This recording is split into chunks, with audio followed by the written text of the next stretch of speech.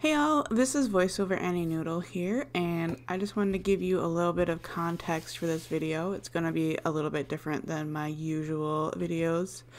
It's a little bit vloggy and a little bit painty, so I don't know, hopefully it will be kind of fun. So, first of all, I began this painting on Christmas Day, and if you have watched any of my videos lately, you know that like my Christmas got postponed until New Year's Eve because I have a sick family member. So I admit I was feeling a little bit mopey, and I was like, maybe I will record a video for everybody and it'll just be really chill, and I'll just talk while I'm painting, and then I'll just edit fast and then I'll upload it and everything will be fine. But you guys know that I just cannot handle things being simple. Now it is 2 days after Christmas, and I am just getting to the editing now. But I'm doing it on my new computer, so that's kind of cool and fun. Hey y'all, I just wanted to say it snowed again last night. It is the day after Christmas, the morning after Christmas.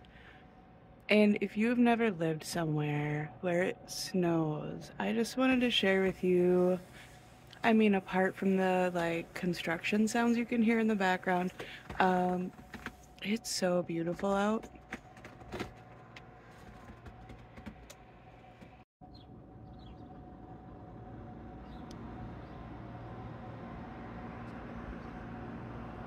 Of course, this does mean I'm going to have to shovel yet again. Sigh. I've been taking care of my friend's cats while he's been on vacation, and I've been using every opportunity I could to look at how beautiful the snow is in the sunlight. That's his kitty, by the way. And look at the like pretty colors behind the kitty. It's just so breathtaking, and I'm trying to keep those moments, especially for like the soul of an artist. Like, to have these moments of just unexpected beauty in your life really helps you keep some things in perspective, maybe I want to say. Like, it's hard for me to dwell a lot on being mopey when when I get to see things like that. There were a lot of sundogs, if you know what those are. They're like a rainbow halo around the sun, and that tends to happen when it gets really, really cold, and then little snow particles blow, and it's just, oh, it's gorgeous. Yeah, I don't have any good pictures of them because it was also very, very cold and I refused to go outside in it. But I appreciated seeing it while I was going over to my friend's house to take care of his cats. So a little bit about this actual painting that I'm working on.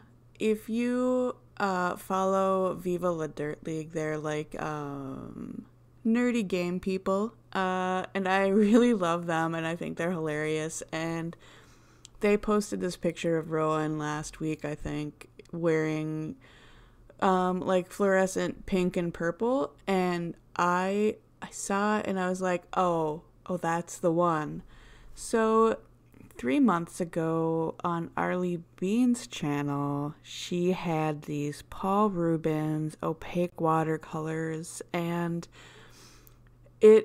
the video just posted, and it just happened to be like at a time when I was doing a lot of research on like gouache watercolor hybrids, and I saw her painting with them, and I mean, of course she makes everything look good because she's amazing, but I was like, no, I've got to try those. So I ordered them in September, basically the day after that video posted.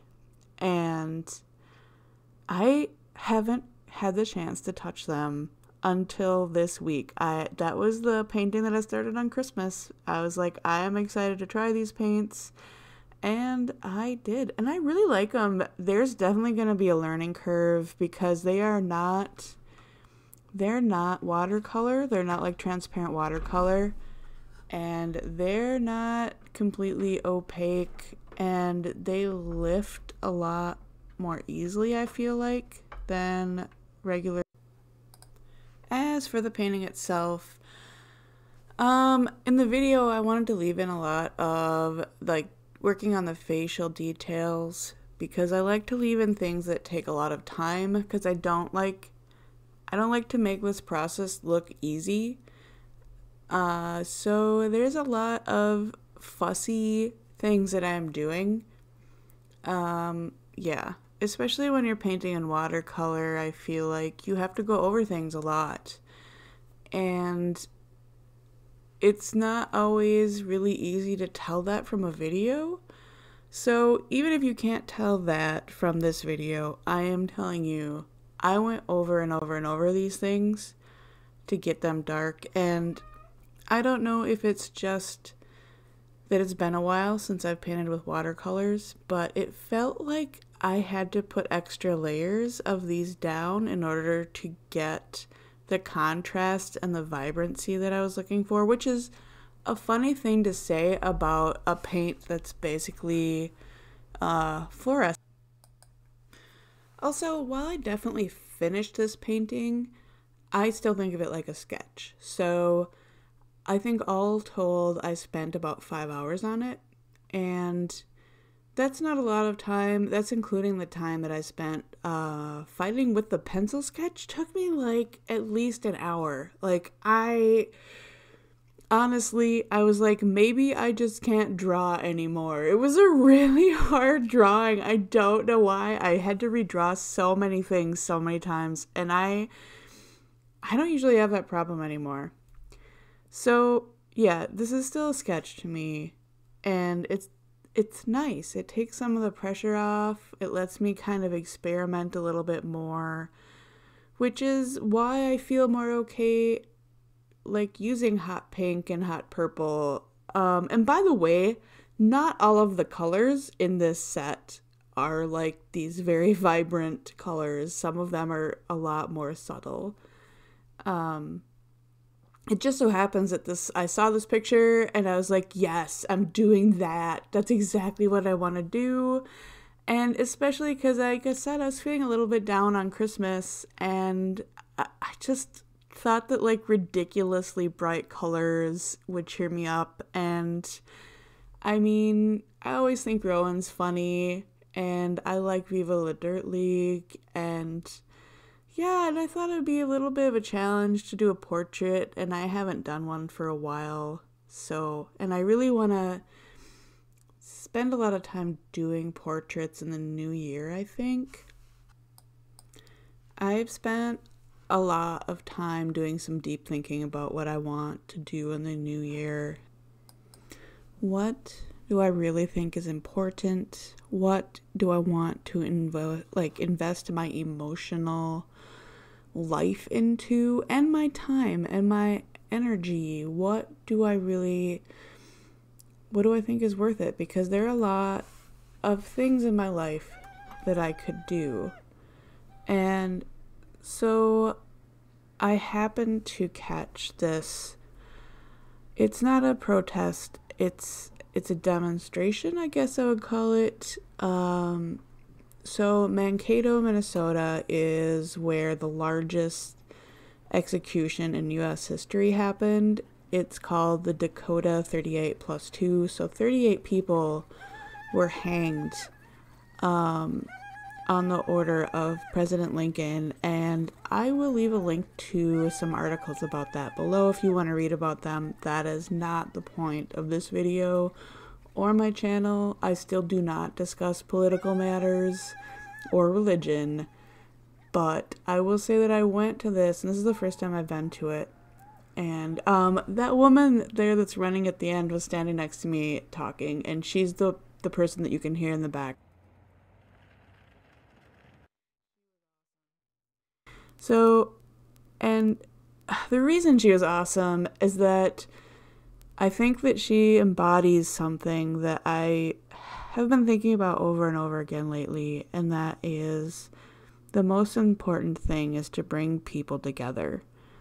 When I asked her if it would be okay if I recorded the event, because, you know, that's not something that I'm just going to record, even though clearly a lot of people are, she was like, yeah, if you want to put that on your YouTube channel, you go for it. We just want to get the word out. We want reconciliation.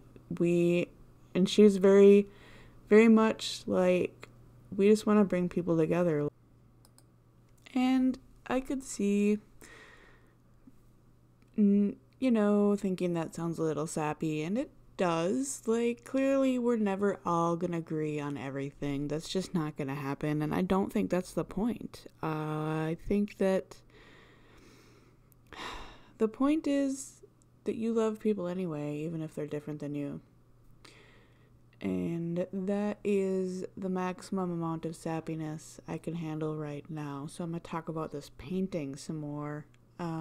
Right now I'm going in with some darker greens to kind of start showing where the shadows were laying. There were a bunch of trees casting these really interesting shadows, and yeah, they looked really neat. I did try to work with a pretty limited color palette for this, and so you can see all of the colors that I used except for white, black, and brown, and I use those in basically every painting. Like, I use either like a sepia or an umber to help mute things, and a white and a black. And then, so yeah, and then you can see all of the other colors that I had. So yeah, you can see that I'm like going in with actually that fairly big etcher brush that I've been using for like 2 years now, and it still holds a good point. So again, if you're ever wondering if those are decent brushes, I think so. So yeah, I'm making little tree branchy shapes on the ground, and then like little tufts of grass. Yeah. Anyways, oh, and this is something that I wanted to specifically call out right here, where I am careful to keep things light around his elbow, because I don't want the edge of his elbow getting lost into the background. And then that I wanted to show you, because for some reason his face got shiny. Not like super shiny, but yeah, I haven't figured out what color it is that did that, because I haven't seen it anywhere else. But it's not like I burnished his face with something. Like, I didn't do anything to it. I have no idea. Oh, and here I'm showing you that maybe I don't need to use the super tiny detail brush for doing the giant poofy clouds. Maybe I could make things easier on myself and use the honkin' brush that'll actually cover some area. It's fine. I'm a professional. I also don't think I brought this up before, but that washi tape that I used to tape off the borders of the paper, that is from Mira Byler's channel. I think those are called like blubble flies. Anyways, when I got this computer, I ordered my mouse pad and some washi tape from her, and this washi tape is really nice. It's sparkly, and the blubble flies are just so cute, and it's really good. Like, you'll see it when I do the tape peel at the end. Like, it formed a really good barrier, so there's no bleed under it, and it didn't rip my paper, which I should also mention that this is the first time I have used the Paul Rubens watercolor block, and it is really nice. I really like it. That's a good value for those. Especially if you want to, like, you know, work in this size. It's cotton paper, and it's really nice. It says it's a hot press on it, but I mean maybe. It depends upon your definition of hot press. I have had smoother hot press, and I've had rougher hot presses, I guess, like, whatever. So here you could kind of see me randomly going around the shirt, and All I can tell you is like I was very much in the sketch vibe and I just kind of was doing whatever I felt like I wanted to do next. So I'm defining some shadows, I'm defining some lines, and then I'm coming back in with water to soften everything. And that's just where I'm going with it. And then I just kind of jump all over the place and there is not a lot of rhyme or reason because I was really just trying to have fun and relax and, yeah, enjoy the painting process. And speaking of the painting process, like, this guy had, like, the worst ugly phase. Like, I don't know if you noticed, but, like, it was not good. Yeah, when he didn't have eyebrows, he looked very strange. I mean, I think that goes for everybody, but I also want to say, so if you look at this, hopefully you can tell he's kind of twisting his body around. So when people twist like that, it's important to show like directional folds in his shirt, because without those, he just looks awkward. So like those directional lines that I've been putting in his shirt, and I'll put more in later, you need those in order to like kind of sell the idea that he is kind of twisting a bit to the side. And by the way, his pants are technically, I think, supposed to be like a snakeskin print or maybe a leopard print or maybe a combination of all of the animal prints. And I was like, you're getting purple with some blobs on it because I don't feel like doing that. Yeah, because, it's just trying to relax and have fun. And by the way, the black that I put on these pants turned out very, very black. Like, I kind of went into it assuming that it would kind of, like, mute itself out and fade a bit like all the other colors did, and it did not. So it stands out a lot. And I was like, yeah, I'm just going to leave it. Do you know why? Because it's a sketch, and I was just having fun. But this is a watercolor block. Like, you'll see later, like, I actually have to, like, go in with a knife and cut it off of the block. So, yeah, I really like this. And it comes with a cover. Dude, like, I love Paul Rubens. Seriously. I can't think of anything I've ever gotten from them that I haven't felt like has been quality.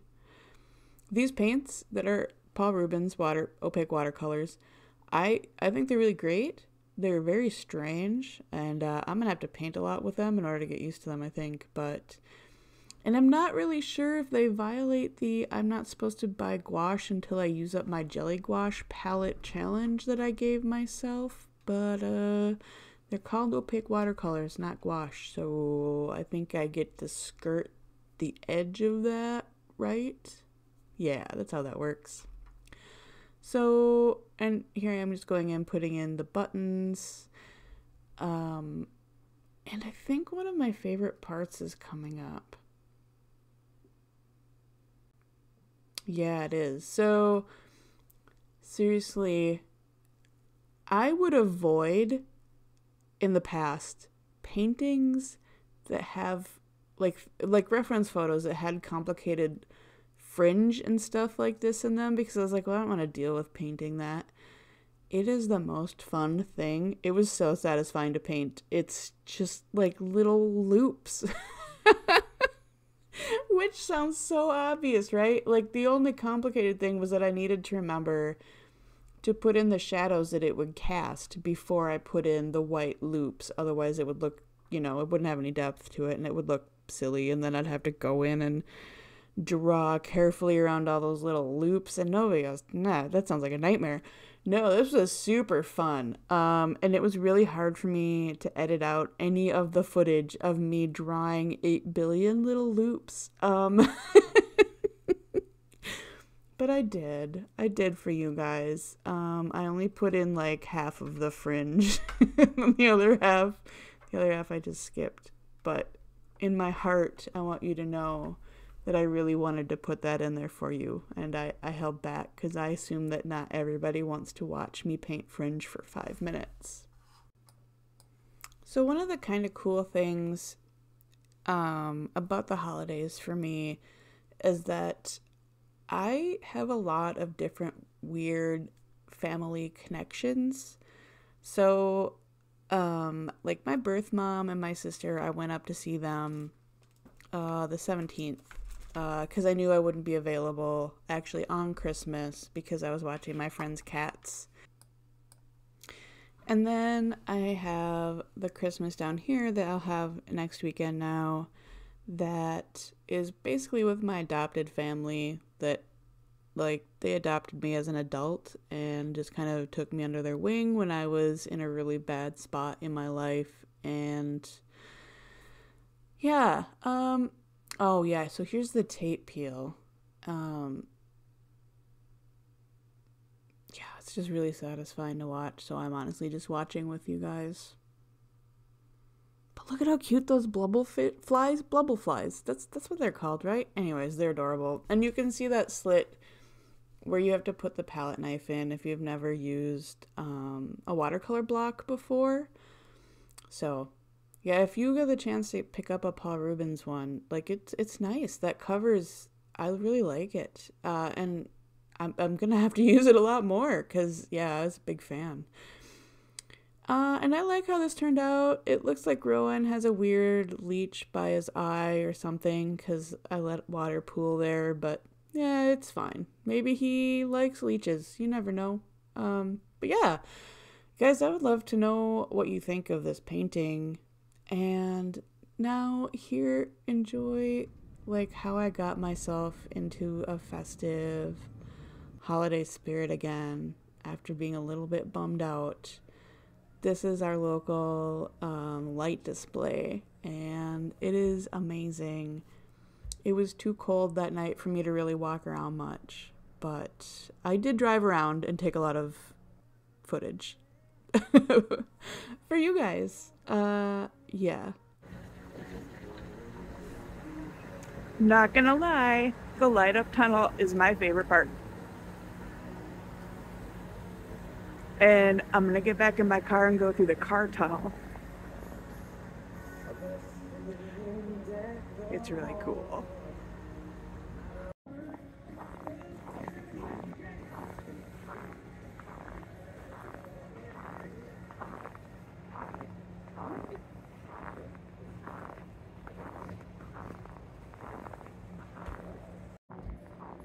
And now I'm going back in my car because my hand is numb. So, I don't have a whole lot more to say. It's the end of the year, and I do get reflective. This has been my first year that I've been posting videos on YouTube. I think I'm on like month 8 or something. I can't remember, honestly. You guys, honestly, having you out there, knowing that I could make a video for you guys, made my holidays seem less lonely than I think it would have otherwise. So I hope that some of you out there sees this and feels less lonely too, because we shouldn't have to feel sad and lonely around the holidays. Look at all those crazy lights. They want you to feel happy. And if you heard my cat wants you to feel happy too. So I am super inspired by these silhouettes of people walking around the Christmas lights, and honestly just by all of the Christmas lights. I love the lights in the snow. And if you guys get inspired, I would love it if you did art based on this. And have a great week. Bye-bye.